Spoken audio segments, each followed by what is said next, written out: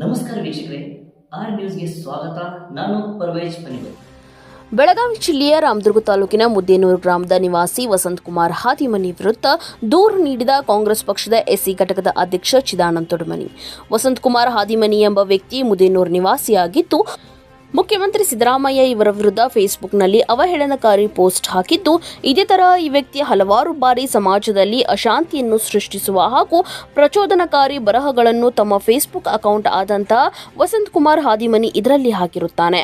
ಅದರಿಂದ ಈತನ ವಿರುದ್ಧ ಸೂಕ್ತ ಕಾನೂನು ಕ್ರಮ ಕೈಗೊಳ್ಳಬೇಕು ಹಾಗೂ ಈತ ಬಹಿರಂಗವಾಗಿ ಸಿದ್ದರಾಮಯ್ಯನವರಿಗೆ ಕ್ಷಮೆ ಯಾಚಿಸಬೇಕು. ಇಲ್ಲವಾದರೆ ನಾವು ಎಸ್ಸಿ ಘಟಕದ ಅಧ್ಯಕ್ಷರು, ಪದಾಧಿಕಾರಿಗಳು ಹಾಗೂ ಕಾಂಗ್ರೆಸ್ ಮುಖಂಡರು ಬೃಹತ್ ಪ್ರಮಾಣದಲ್ಲಿ ಪ್ರತಿಭಟನೆ ಮಾಡಬೇಕಾಗುತ್ತದೆ ಎಂದು ರಾಮದುರ್ಗ ಪಿಎಸ್ಐ ಸುನಿಲ್ ಕುಮಾರ್ ನಾಯಕ್ ಇವರಿಗೆ ಮನವಿ ನೀಡಿದರು.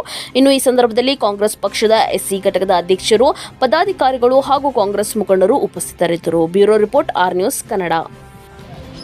ವಸಂತಕುಮಾರ್ ಹಾದಿಮನಿಯವರು ಹಿಂದೆ ಸಾಕಷ್ಟು ಇಂಥ ಅವಹೇಳನ ಮಾಡ್ತಾ ಇದ್ದಾರೆ. ಇದು ಪ್ರಾಸಿಕ್ಯೂಟು 3 ಕೇಸ್ನಾಗ ಸಿದ್ದರಾಮಯ್ಯವರು ಕೋರ್ಟ್ ವಿಚಾರ ಇರ್ತೈತಿ. ಅದಕ್ಕೆ ದಯಮಾಡಿ ತಾವು ಈ ಮಾತಾಡುವಂಥ ಹಕ್ಕಿಲ್ಲ.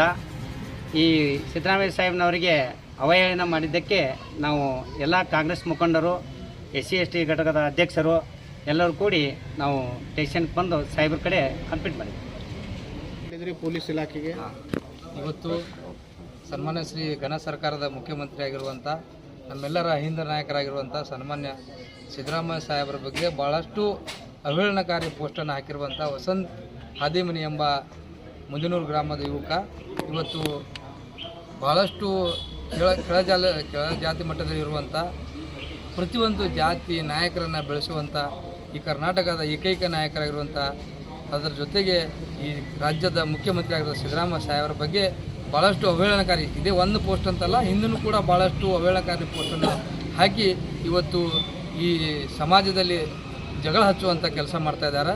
ಅದಕ್ಕೆ ಅವರು ಇನ್ನೊಮ್ಮೆ ನಮ್ಮ ನಾಯಕರ ಬಗ್ಗೆ ಮಾತಾಡಬಾರ್ದಂತ ಇವತ್ತು ಈ ಕಂಪ್ಲೇಂಟ್ ಮುಖಾಂತರ ಒಂದು ಮನವಿಯನ್ನು ಕೊಟ್ಟಿದ್ದೀವಿ. ಯಾಕಂದರೆ ಇವತ್ತು ಸಿದ್ದರಾಮಯ್ಯ ಸಾಹೇಬರು ನಿನ್ನೆ ನೋಡಿರ್ಬೋದು ಪ್ರಾಸಿಕ್ಯೂಷನ್, ಅದು ಕಾನೂನಿಗೆ ನಾವು ನೀವೆಲ್ಲರೂ ಕೂಡಿ ಇವತ್ತು ಕಾನೂನಿಗೆ ಶರಣಾಗಬೇಕಾಗುತ್ತೆ. ಕಾನೂನು ರೀತಿ ಹೋರಾಟ ಇವತ್ತು ಮುಖ್ಯಮಂತ್ರಿ ಅವರು ಆಗಿರ್ಬೋದು, ನಾವು ಮಾಡ್ತಾರೆ, ನಮ್ಮ ಪಕ್ಷದವ್ರು ಮಾಡ್ತಾರೆ. ಬಟ್ ಅದು ಏನು ಪ್ರಾಸಿಕ್ಯೂಷನ್ ಕೊಟ್ಟಾರ ಅಂಥೇಳಿ ಒಬ್ಬ ನಾಯಕರನ್ನು ಪ್ರಚೋದನೆ ಮಾಡೋದು, ಅವ್ರು ಬೈಯೋದು ಭಾಳ ಅವ್ರ ಹಕ್ಕಿಲ್ಲ. ಆಮೇಲೆ ಅದು ಭಾಳಷ್ಟು ತಪ್ಪಾಕೈತಿ.